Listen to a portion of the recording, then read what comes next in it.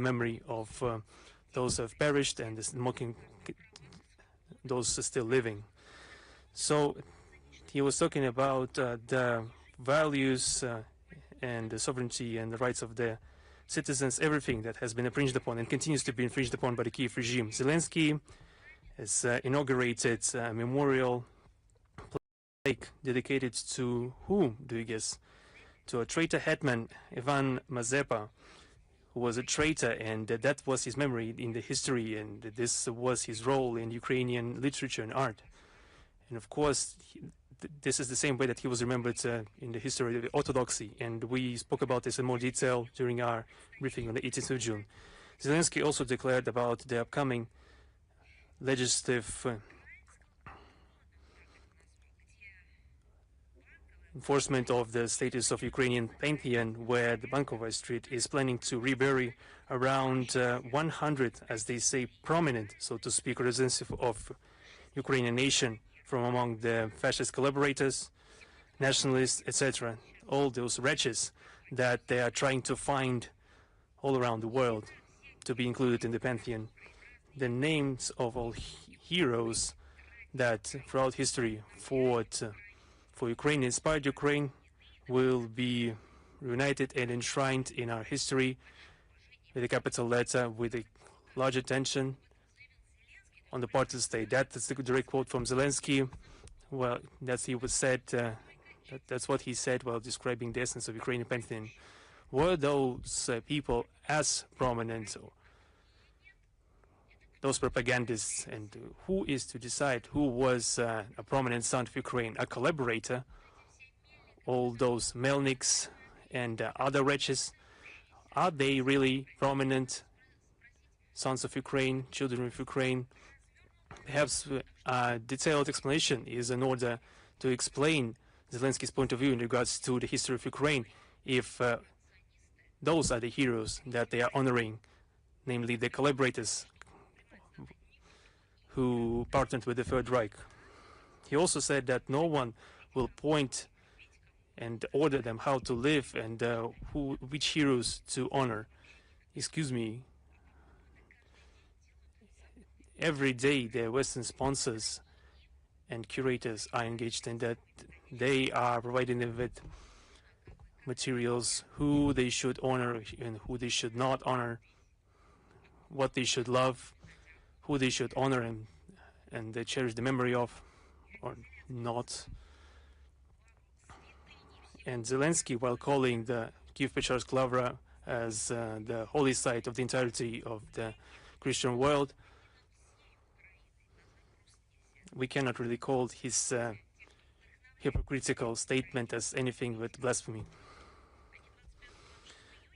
And let's remember what they did in Gdansk on June 25th, 26th, when they held a conference on the so-called rebuilding and restoration of Ukraine. It's an interesting kind of game to first provide money and weapons without any filter to keep the flame going in the brotherly war, and then ponder how they could rebuild it. This event didn't differ much from the similar events that were held in Switzerland, UK, Germany, Italy, and from the period of 2022-2025. Of course, there was no peaceful agenda discussed at the conference. Its participants discussed the further development of the military-industrial complex and the further integration of Kiev into the defense project of Europe. And no one even hid their intent that they viewed Ukraine as a laboratory and a polygon to test new types of weapons and armaments, and the way to use the existing types of armaments. And due to the aggravation of relations with Warsaw, due to the recent idea that Kiev had to glorify the fascist collaborators, Zelensky was forced to miss this event, but the delegation of Ukraine was represented by Prime Minister Yulia Sviridenko. She tried her best. She thanked Poland without end. She thanked Europe, she thanked the collective West, and she solemnly reported that 160 agreements was signed for a total number of 10 billion euros. And this sum will not be sent to restore Ukraine. On the contrary, it will be used to further destroy it. The organizers themselves, for some reason, are naming much more modest numbers. Why is that? Perhaps Ukrainian officials mentioned those billions as part of the already approved loans from Europe. This is not a sponsorship type of aid. This is just those are just loans, and the money that they received will have to be returned with interest. And Bankova, besides that, will have to take a lot of measures that will completely demolish the remains of its law and its social sphere, to broaden the list of state assets to be privatized. So they are just they would be just selling everything that they still have. The first tranche of 3.5 billion euros was also inaugurated at the conference from the civilian component of the loan, numbering in 19 billion euros, and the funds to finance the military expenses amounting to 6 billion euros from the 28 billion euros already approved will be transferred to them on the eve of the upcoming NATO summit in Ankara. Perhaps there should be some substance given to that event. Those agreements signed in Gdansk will increase the national debt of Kiev by 2.5% of the overall GDP, and no one talks about that. The European Commission also announced that they have launched the flagship foundation of restoration of Ukraine, together with the European Investment Bank, Germany, Italy, Poland, and France. And the initial capital amounts to 220 million euros. The EU officials expect that this mechanism will allow to mobilize in the future, without any time frames, mobilize investments for an overall amount of up to 7 billion euros to restore infrastructure and to further develop the manufacturing industry. The first Vice Prime Minister Denis Shmyhal also called for donations, because he also participated in the so-called energy Rammstein on the sidelines of the Gdansk meeting. He also reported about the agreements made for the provision of 371 million euros to ensure the energy resilience of the country. But he was forced, nevertheless, to admit that there's still an outstanding deficit of around 650 million euros still existing. In the conditions of the extreme corruption of the Zelensky regime and the growing competition in the EU in regards to the managing of the funds sent to Ukraine, there is no doubt that this money will not be able to be used to restore the country, as happened before. The majority of those funds will remain in Europe, and the money that will be provided to Kiev, as we already saw, will end up in the pockets of government officials, as we saw on numerous occasions and as was reported in the media.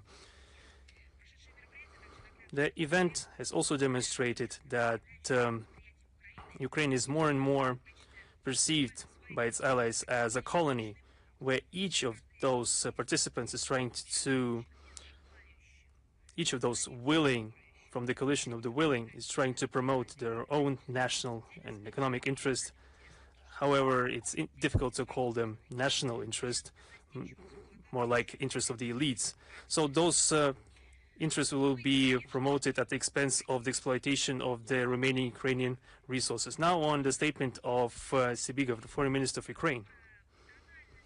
About the tonality, the lack of logic, we will not even be mentioning that, because this is a hallmark and a calling card of Mr. Sybiga. But this time he has outdone himself, because on the 27th of June, he claimed in his social media account,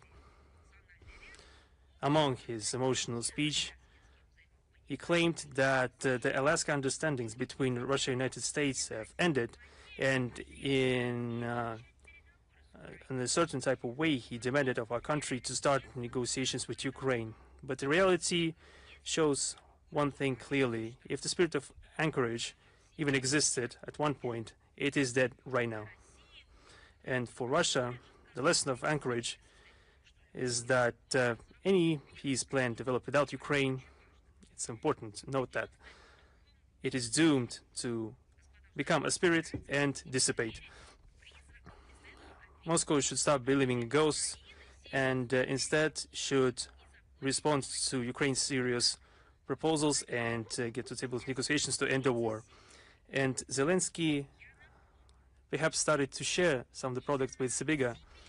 I would like to remind everyone that Sybiga in November 2025 claimed that Kiev unilaterally suspended their participation in direct negotiations with Moscow, allegedly due to the perceived lack of tangible progress. And today, he, well, I would say completely unfazed, but rather phased in a different manner, calls us to sit down at the negotiation table. But I beg your pardon, that's where Sybiga left from. I would like to ask a question to everyone who's talking on behalf of Ukraine. Maybe you should keep some kind of register for all of your quotes.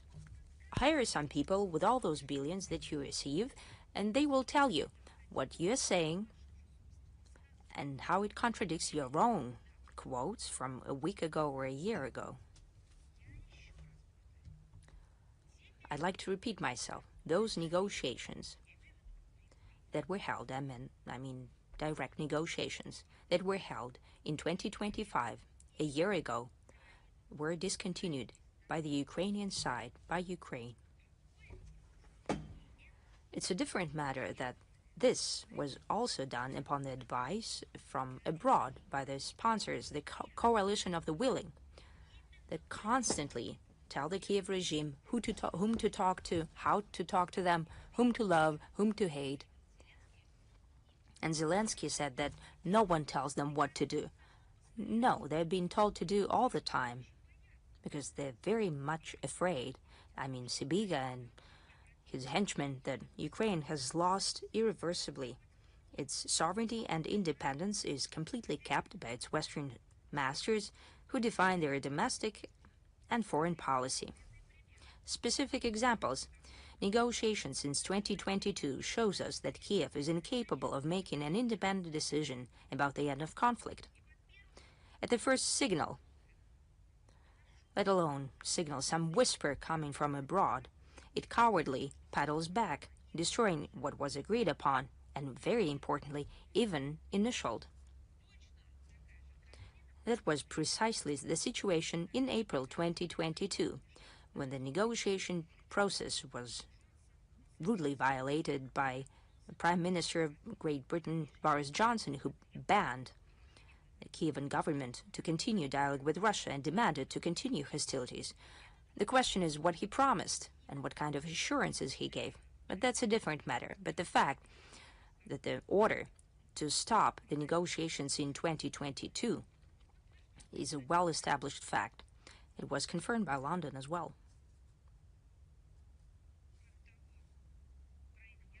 Besides, Ukraine has showed multiple times its total incapacity to negotiate, as they abandoned the obligations they've taken upon themselves without hesitation, be that the Minsk agreements or the proposals supported by President Trump about the energy truce in March and April 2025 and cessation of hostilities due to the Victory Day in the Great Patriotic War in May 2026. Examples abound. Sybiga thinks in the paradigm of the Kiev regime illusions and European sponsors inspired narratives about the inevitability of a swift defeat of Russia, and they need to force it to peace and negotiate on the Ukrainian conditions from the position of strength. At the EU's behest, the Ukraine are trying to use some kind of window of opportunity, as they say, to implement such plans. But I would like to have a short clarification, a small question here. Where have you seen the word peace in all of that words and gibberish? Where did you see the word peace initiative that are so often mentioned in Brussels? Которых вроде бы говорит периодически киевский режим, выезжая знаете, с такими экспортными выступлениями на различных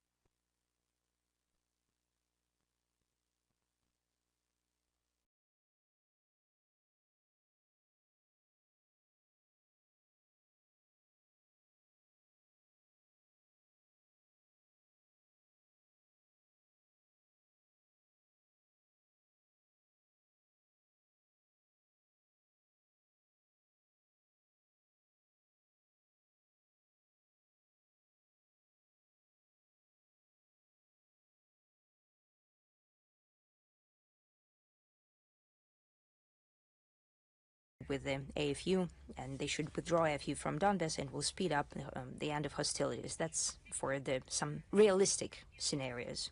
One more important topic about prisoner exchanges and attitudes to POWs. On the 5th and 26th of June, there were 2 exchanges of prisoner of war.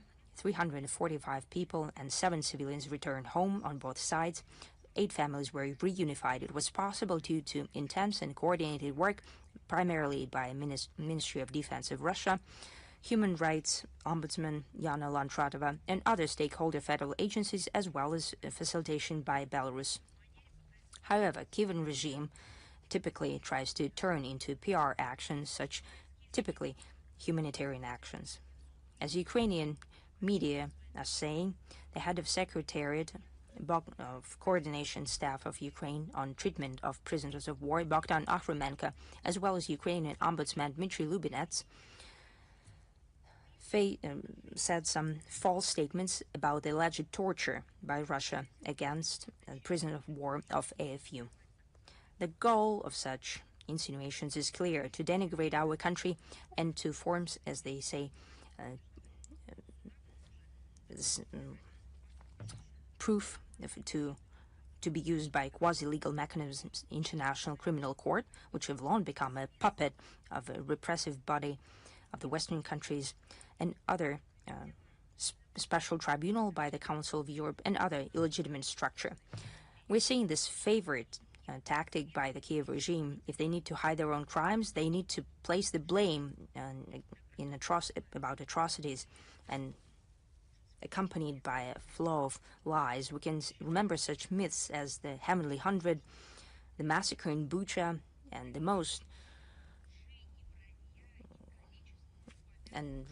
the record number of lies belongs to the myth about the topic about the allegedly kidnapped children. We're still trying to make sense about the number, about the figures, the official figures by the Kiev regime. Which specific figure they have the claim about? Sometimes they talk about hundreds of thousands, or sometimes 339 people, not millions, not thousands. Later it skyrockets again to millions of children. At the same time, the modern Banderovites have long bypassed their idols from the Third Reich in terms of cruelty and inhumanity. People who are following the situation are truly aghast at their actions. Since the beginning of the special military operation, we have detected multiple violations of international humanitarian law by the Kiev regime. We have published many videos about the torture, real torture, that led to deaths by torture. Torture that was done by the AFU military and National Battalion members. The text version of today's briefing will have the references to video materials. We've shared them throughout the years. Contrary to international obligations and common norms and customs of war, Ukrainian henchmen are holding hostage Russian military in horrible conditions, mistreat them, and torture them. That is confirmed by international monitoring mechanisms, including the UN Monitoring Mission on Human Rights in Ukraine and HRC office. On the internet, there are multiple videos with mistreatment of Russian military and civilians. The neo-Nazis film all of that, and they believe that to be their feats of valor. They publish it online, and they think that's reason to be proud. Kiev henchmen terrorize the loved ones of prisoners of war. I've read about it in some kind of novels and fiction about middle-age kind of cruelty in Western Europe. But something like that happening in modern times, especially in the countries who are talking about their commitment to human rights and so on.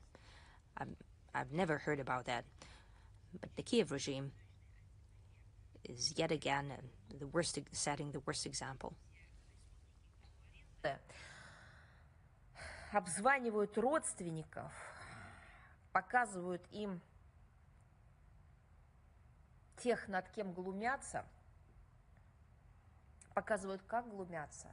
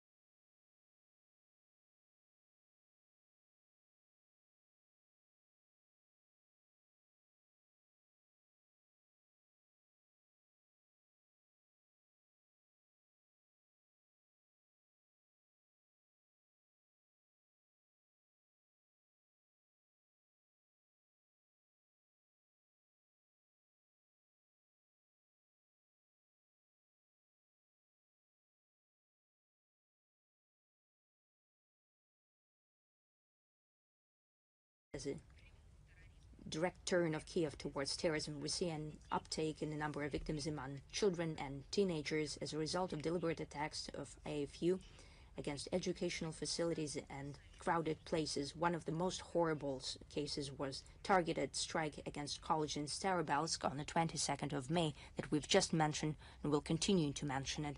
We see systematic attempts by the militants of the Kiev regime to create unbearable conditions for civilians, in particular in Kherson and Zaporozhye region and Republic of Crimea. This report with figures and facts proves that the Kiev regime deliberately uses policy of terror against civilians, disregarding any ideas about legality or morality, and bears direct responsibility for mass war crimes conducted on the Russian territory at a connivance and blessing from their Western sponsors.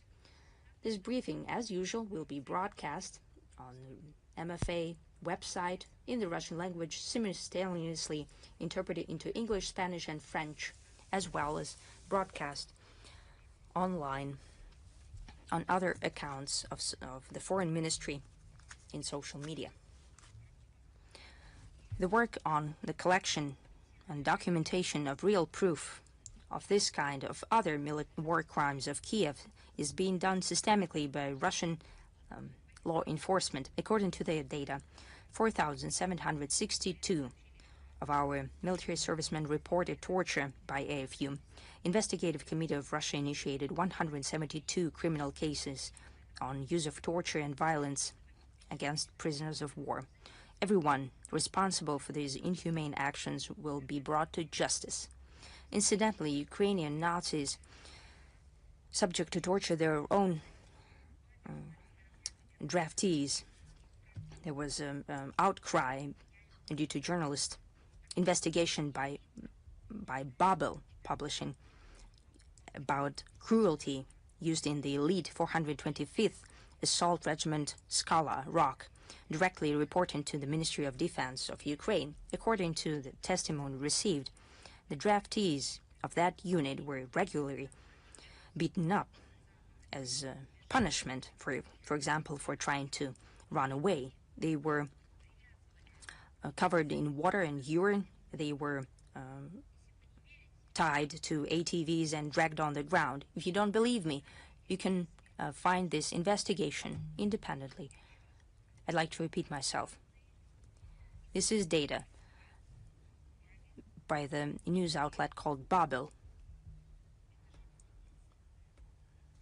This is not the only outlet, not the only investigation in this regard, but this is just very recent. As part of punishment, as I have already said, they use terrible torture. This is not instruction, this is nothing legal that is to be applied as punishment. This is pure torture.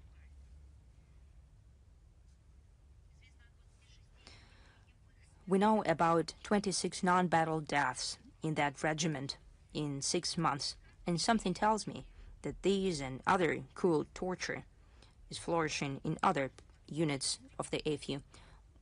Why do I think that? Testimony of witnesses or their relatives. That all proves how relevant are the tasks to denazify and demilitarize Ukraine, eliminate threats coming from its territory, and these goals will be achieved, as was said multiple times by the Russian leadership. Moving on to another topic, but is directly connected to the situation in Ukraine, and they are Western handlers of the Kiev regime. Today, in Moscow, on Gogolovsky Boulevard, there'll be an opening of the exhibition by the Russian Military and Historical Society called Crimean Gold, air quotes, civilized Europe pillaging Russian treasure, and tells us about unprecedented decision of foreign biased courts about non-return of unique museum collection of Tauric, Khersonis, and other museums of Crimean Peninsula to the territory of its origin. That will give you a reference to these materials.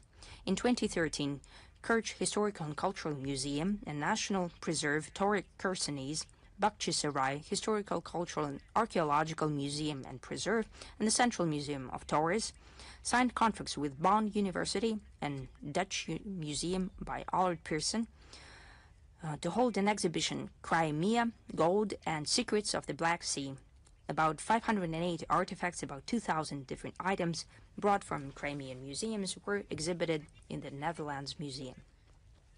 A month before the end of the exhibition, Crimea returned to Russia, and the neo-Nazi Kiev regime tried to pocket the Russian treasure.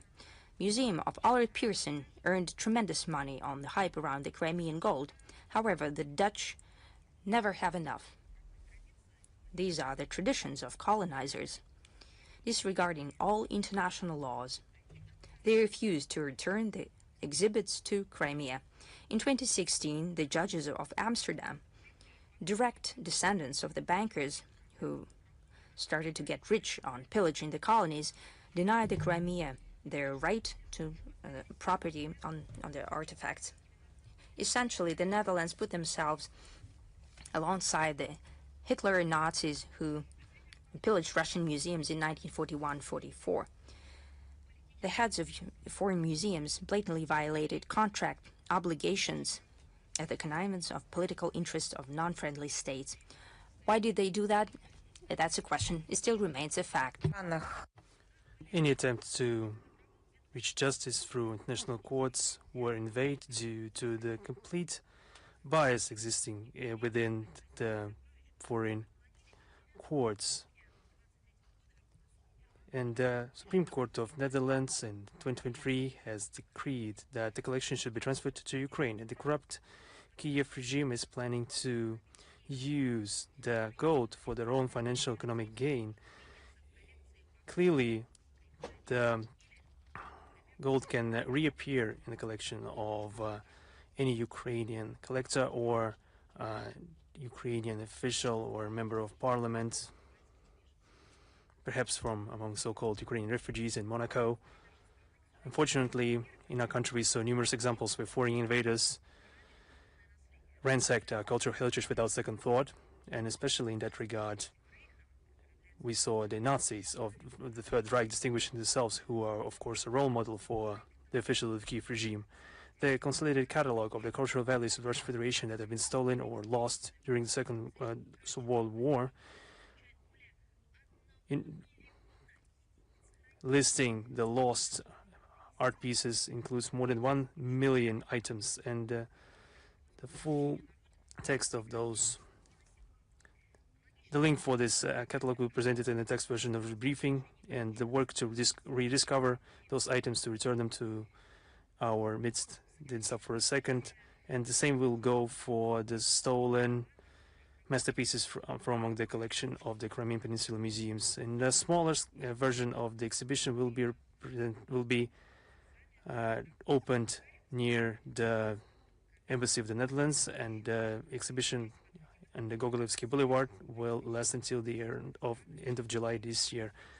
This exhibition, the opening exhibition, will be attended by representatives of the Russian Military Historical Society, the Ministry of Foreign Affairs, National Center of Historical Memory, and the museum community. We talked about Netherlands in one key. Where does this Russophobia come from humanitarian affairs to other scopes, to the political domain, and in the cyberspace too. We note another attack, a manifestation of outright Russophobia from among the authorities of the Netherlands. Now we see some accusations leveled against us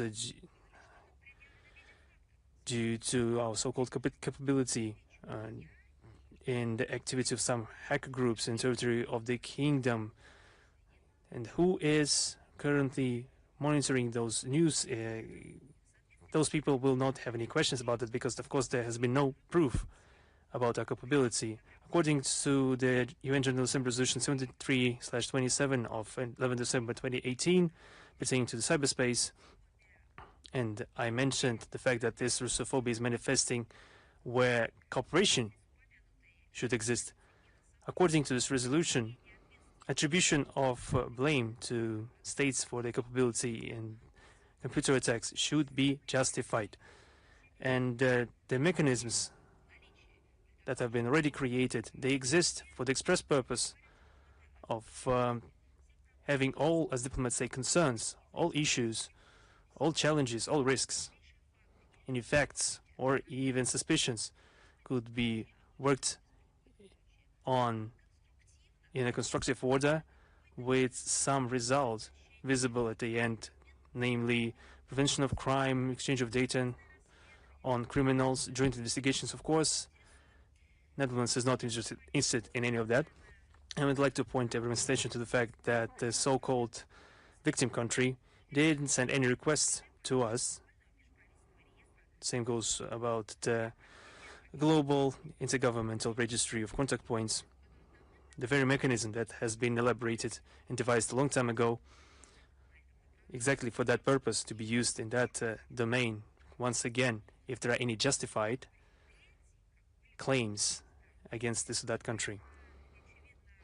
It's obvious that The Hague has a task to fabricate another clumsy pretext to frighten Europe with the ghost of the Russian threat. And as they say, they use these narratives for that purpose. And it's not surprising that Netherlands once again distinguished itself with some falsehood leveled against us. And the authorities of this country are trying their best to justify the doctrine according to which Russia is, as they formulate, the principal threat in the world information space. Another affair concerning international law and how one's trying to twist it and some are trying to uphold it. On the 29th of June 2026, Russian Federation has submitted a memorandum to the International Court of Justice. And I'm talking about the ICJ, not the International Criminal Court. The Russian Federation has submitted a memorandum to the International Court of Justice containing irrefutable proof that the decision of the ICAO Council of June 30th, 2025, that is according to which accusations have been basically leveled against our country for our role in the crash of the Malaysian MH17 Boeing 777. And the decision of the ICAO Council was appealed by Russian International Court of Justice on the 18th of September 2025 and has been frozen since then. The defendants in this case are essentially Australia and Netherlands that have previously initiated the case against Russia in the ICAO Council. Essentially, we see that the ICAO Council is itself finding itself on the defendants' bench because it, while being a political body, didn't manage to uphold its function to settle disputes coming from the 1944 ICAO Convention on International Civil Aviation. The decision of the ICAO Council has been appealed on 9 principal grounds of legal, procedural, and factological character. Each of these has been supplemented by exhaustive evidence. The total volume of the memorandum is 570 pages and another 1.5 thousand pages of appendices.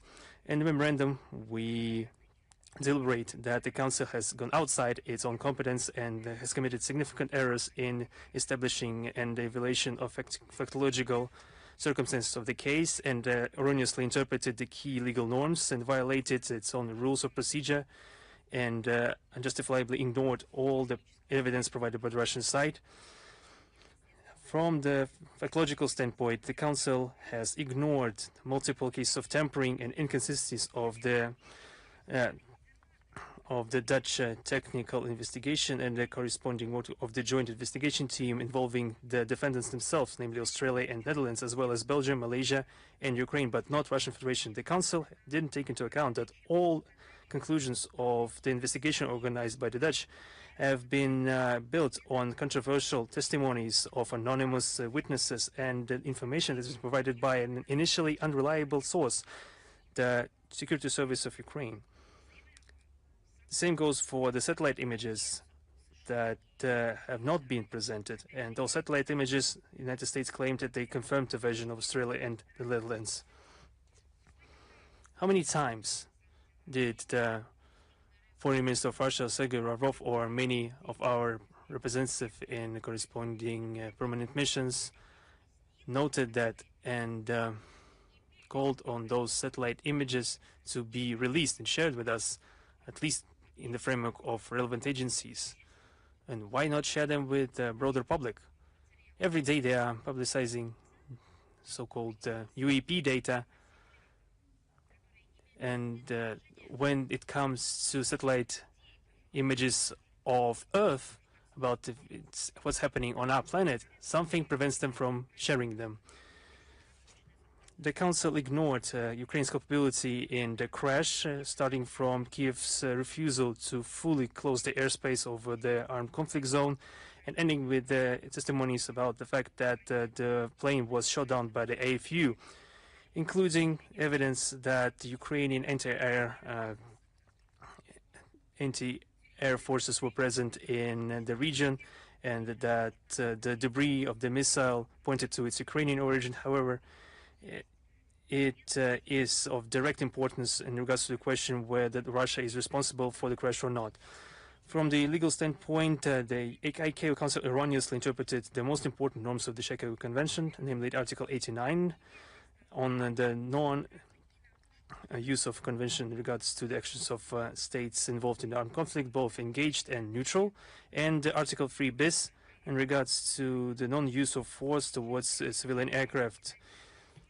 The Council also used a wrong standard of evidence and violated norms of international law in regards to the responsible states. From the procedural standpoint, the ICAO Council, being a political structure, manifested extreme bias. The members of the Council, not being independent judges or arbiters, and only being representative of the ICAO member states, made a decision without studying the case and making a careful, meticulous study of evidence. And the Council exceeded its authority, in particular through demanding the Russian Federation to hold negotiations with Australia and Netherlands in regards to the reparation for the crash.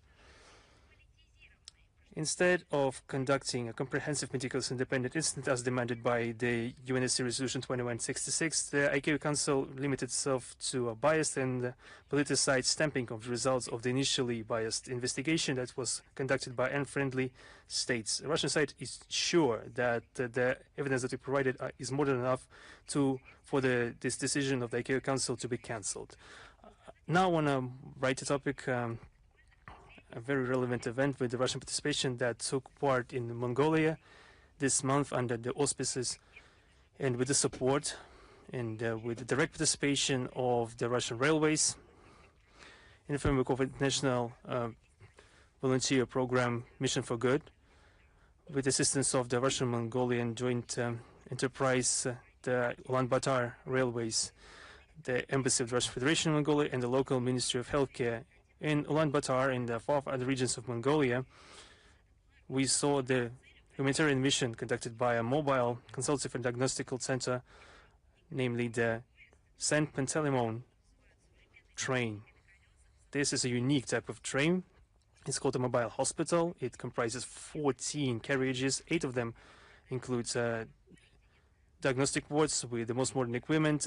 For the residents of the remote regions of Mongolia, where there are no doctor's offices, such a mobile complex has become a unique opportunity to receive qualified medical aid without going to local urban centers. Russian and Mongolian doctors had to work extra hours, receiving around 200 people per day. 3,000 people received medical attention. It's important that a third of all illnesses were discovered for the first time in the lives of the patients. I would like to point out that this joint social and humanitarian project has received huge positive attention from among the local population, and there have been lines towards our specialists, and their actions have deserved highest estimation on behalf of the leadership of Mongolia. And this demonstrated the importance of this initiative. This is an important achievement, and this assistance was provided to the friendly people of Mongolia at the request of our Mongolian friends. I hope that these initiatives, those wonderful projects, will become a good example of our humanitarian cooperation with other states and will help reinforce friendship between our peoples. We have a lot of such projects, and I think that this was a outstanding example in the conditions of the world that has been torn apart by endless divisions and provocations. It is those projects that need to be focused on. An important date, on the 11th of June, we celebrate the 70th anniversary since the establishment of diplomatic relations between the Russian Federation and the Republic of Tunisia. Throughout the decades, our countries have been united by multifaceted and mutually beneficial relations. There is an established constructive political dialogue. There is the strict respect for the basic equality and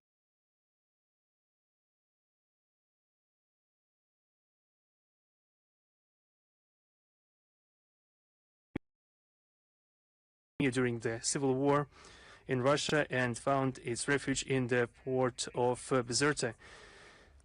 There are still the city cared for by the members of our diaspora, and that the garnered experience of our cooperation is the solid interaction for the benefit of both our states and peoples. So we're still receiving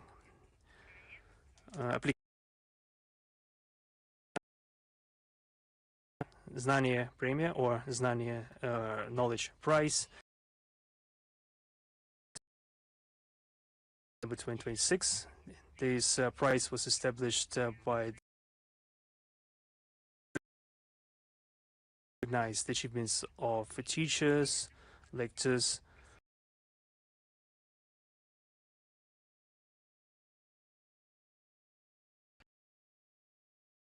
figures, and this year this is the 6th installment of this prize.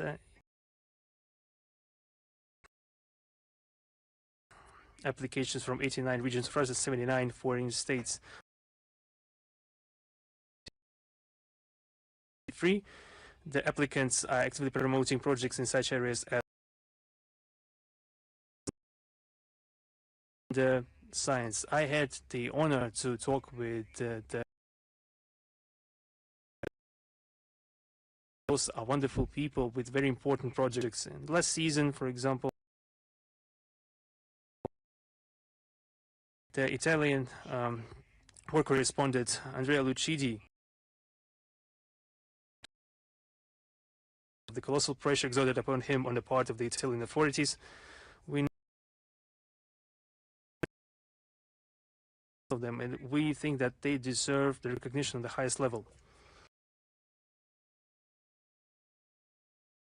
Russia, they can apply for 15 nominations from history, health, and sports to science and technology. We invite all those willing to participate to take part in this important, modern, and creative initiative, and to submit your application on the official website of the project. The link, of course, we will provide it in the text version of our briefing. And now I am ready to answer your questions.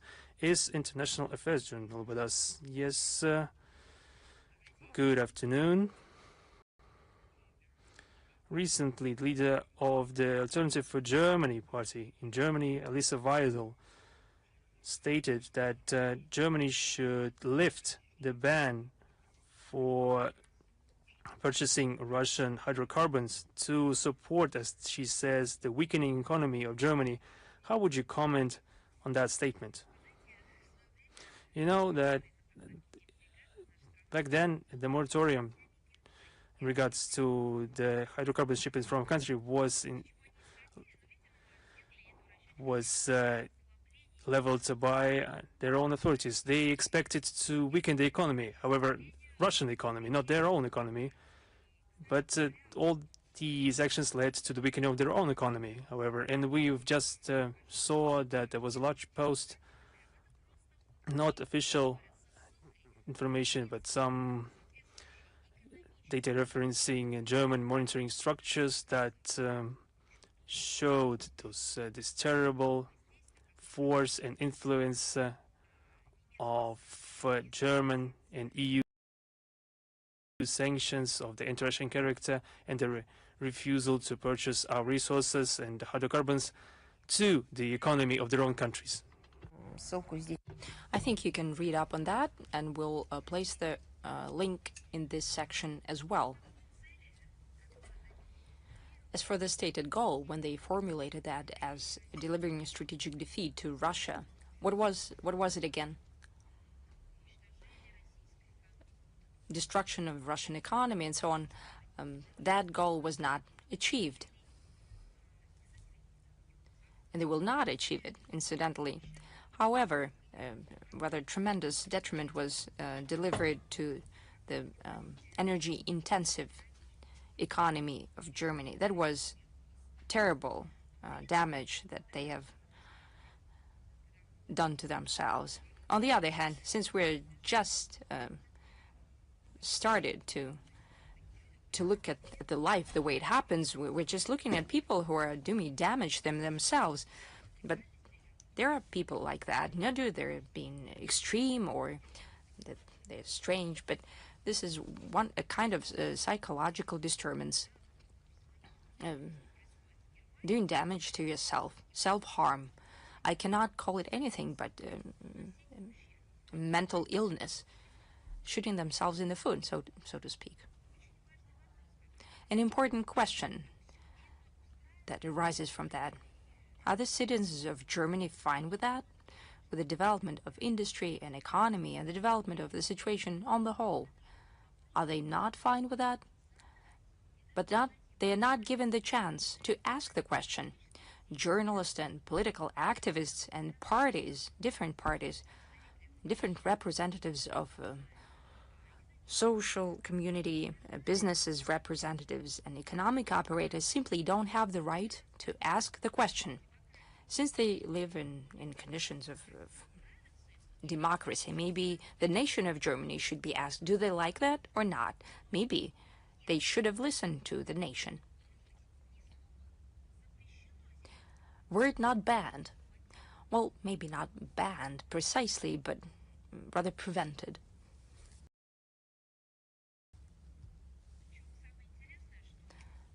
Interestingly, this way or another, directly or indirectly, this question could be placed since next fall in Germany. There are a number of eastern parts of Germany, eastern regions of Germany, that are to hold the elections in their legislative chambers. And I think you've quoted ADF, Alternative for Germany. I think they're bypassing by great margin Christian Democratic Union, headed by Chancellor Merkel, and Social Democratic Party of Germany. I'm not quite sure of that. I'm always trying to understand what's happening. I'm not a specialist on Germany, but it's just interesting what's happening with the Christian Democratic Union. What's left of Christianity there?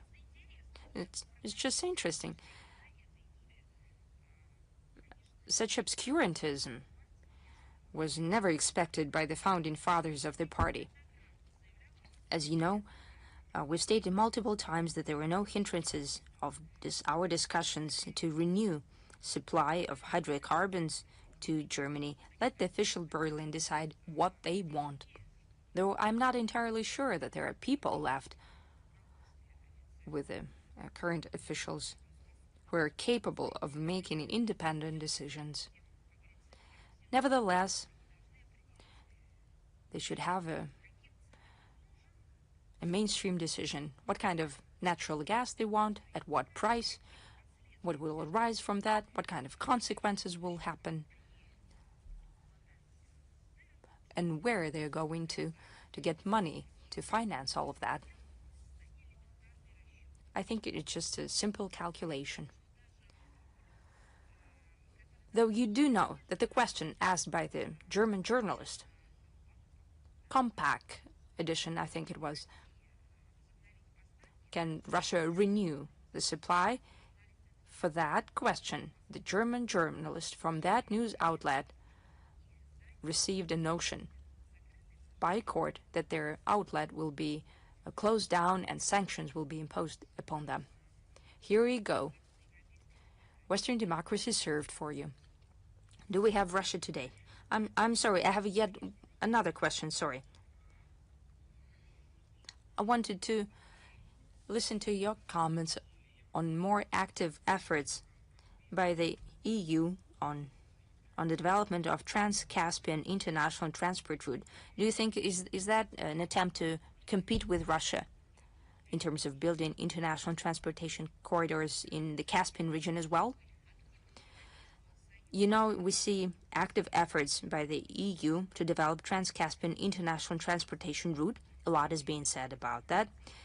There is greater action around it, but the fact is that in order for it to function properly, it would take, and let's speak honestly, maybe the EU is silent on that, but it would take multi-billion investments and many years of coordinated efforts of stakeholder states, international bodies, and businesses to fine-tune infrastructure to ensure complex logistics. It is very complex. I'd like to add something. Today we spoke about multi-billion investment in, let's say, continued conflict in Ukraine, investment done by the European Union. We spoke about militarization, and we talk about that daily in the Western Europe. We constantly note that this high-tech concern, or that used to work for many years in one of the Western countries, is stating their insolvency, or they're moving from the continent to other continents, or that they're switching to the military-industrial base. Hence the question, where does the EU intends to get many billions in the coordinated action between businesses, the state, companies, and so on, if all trends are clearly pointing to a completely different trend, to the opposite, lack of coordination in investments, lack of investment opportunities, and naturally about the plans of militarization of Western Europe and an aggressive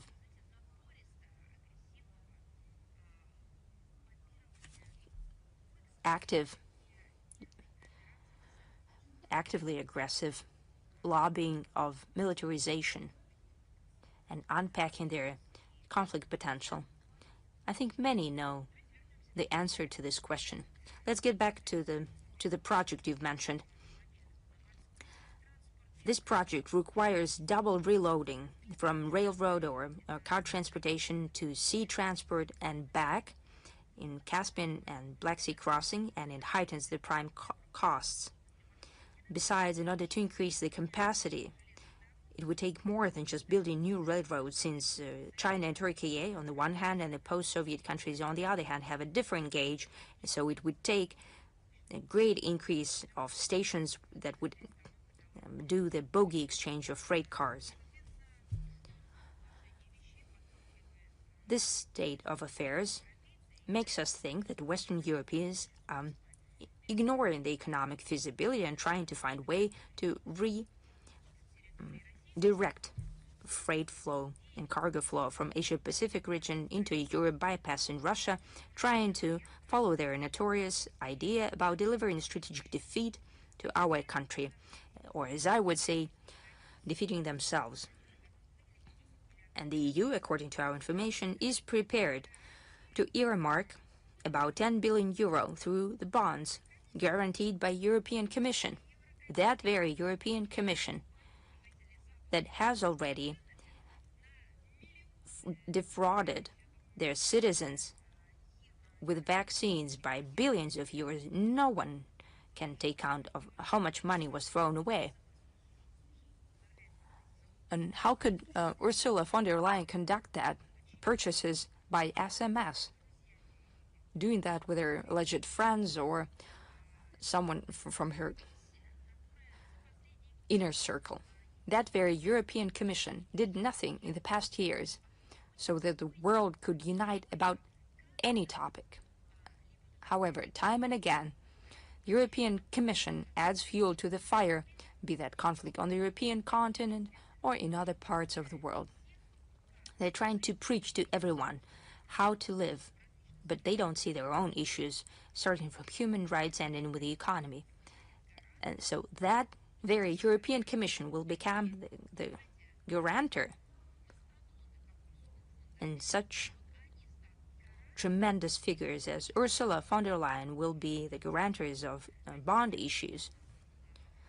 However, let's talk about us. Russia dedicates great attention to building new continental transportation and logistic architecture, sped up modernization of active and future international transportation corridors, implementing the initiative of the President of the Russian Federation, Vladimir Putin, about shaping of greater Eurasian partnership.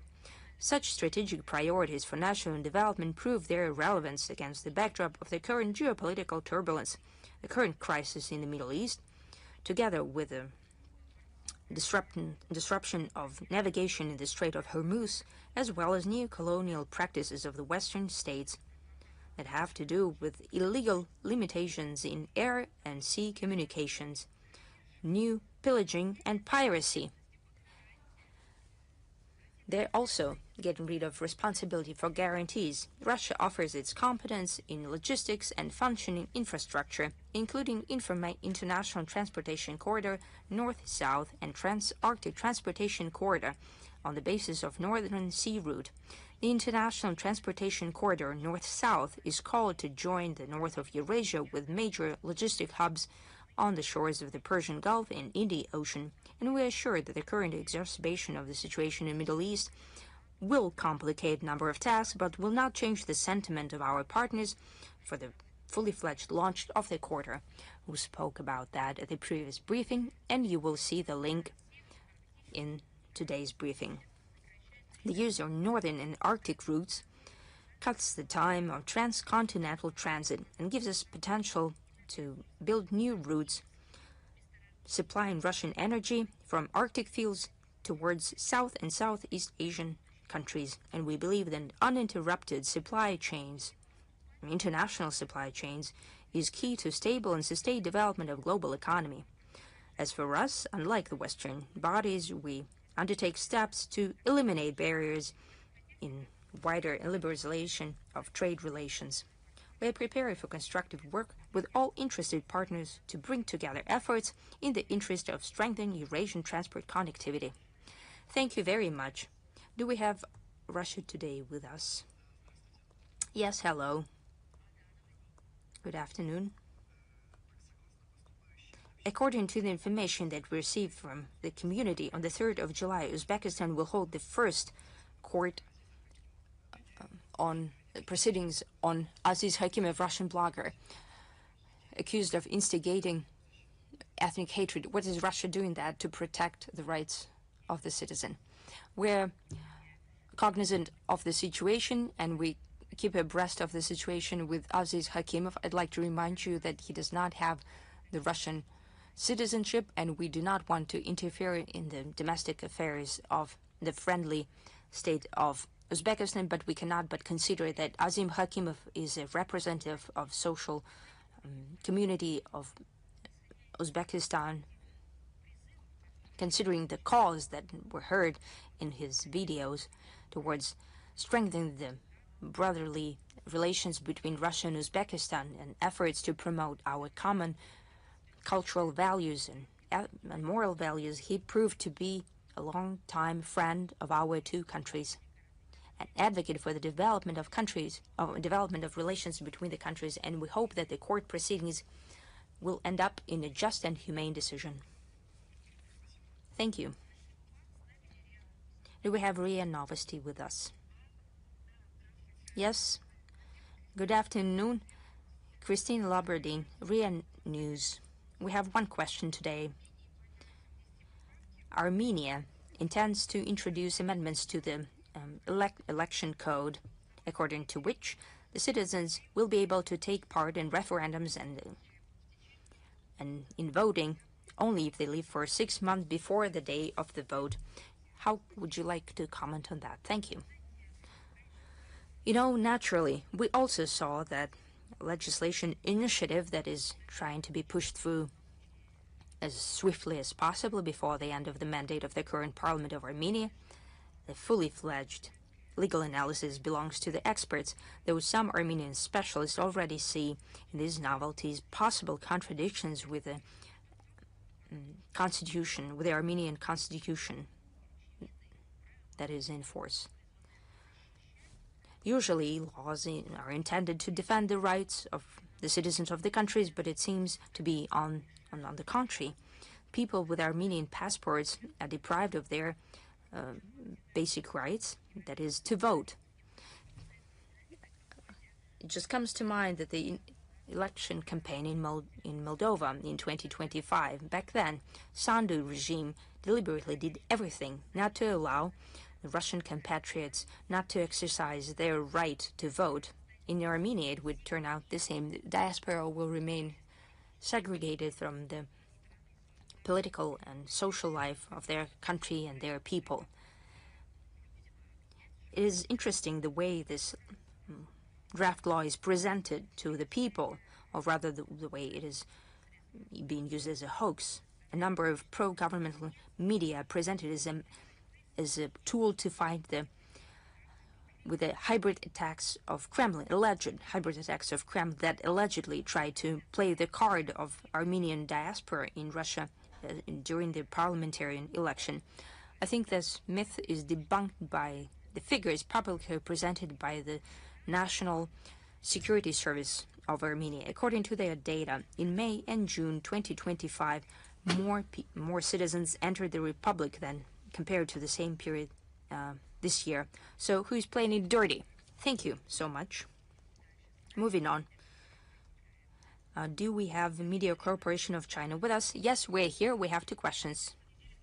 Last week, China hosted two major events: Summer Davos Forum in Dalian and 4th China International Supply Chain Expo. It shows the preparedness of China to introduce innovative technologies and promote open cooperation in production and logistic chains, as other countries are building new barriers. What's the Foreign Ministry's take on open innovations and joint use of cooperation and Russian-Chinese cooperation, scientific, technical, and other spheres? Russian-Chinese practical cooperation is developing a sustained and stable nature based on the Treaty on Good Neighborliness, Friendship, and Cooperation between our countries. In the upcoming days, where we have recently celebrated 25 years of its signing, that was an official celebration during the context at the highest level. I think it will be a year of celebrations of this outstanding milestone in bilateral relations. Our trade and economic ties are showing adaptability and sustainability in the face of global challenges. I think they've been time-tested and tested by the challenges they have to do with the changes in the world. С тем, что в том числе, наверное,